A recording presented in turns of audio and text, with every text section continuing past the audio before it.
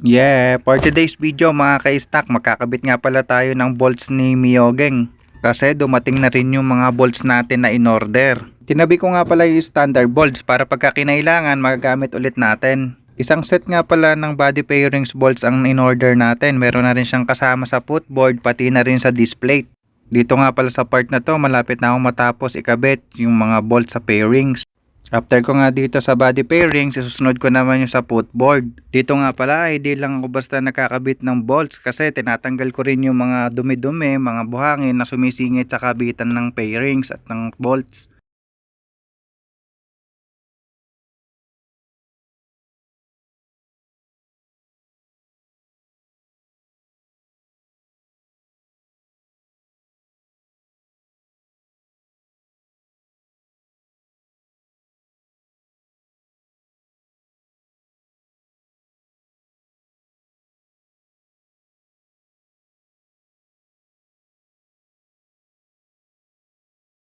Dito naman parang hindi ako satisfied sa ginawa ko lang na nagkabit ng bolts kasi binaklas ko na rin yung air cleaner para linisin to.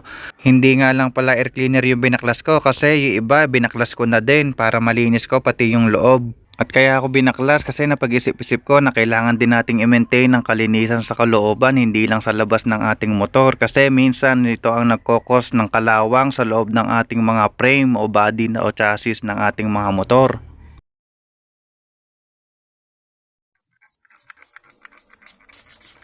Pag ganun, tapos patakasan dito.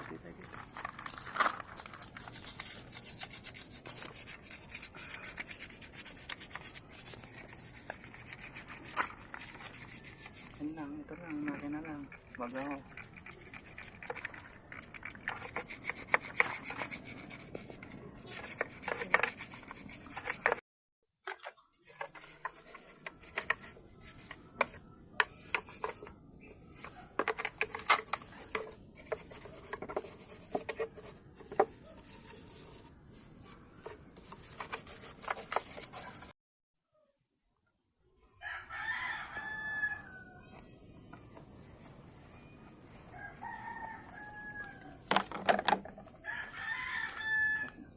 So ayun, kaya natin binaklas, nilinis natin to.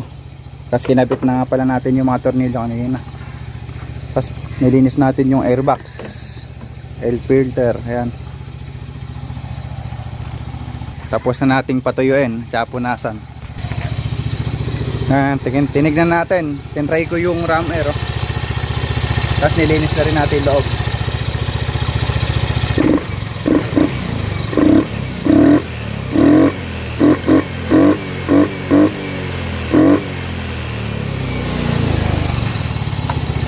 Right.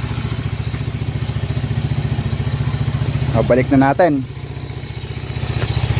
Tanggalan natin tong ram air muna. Yeah.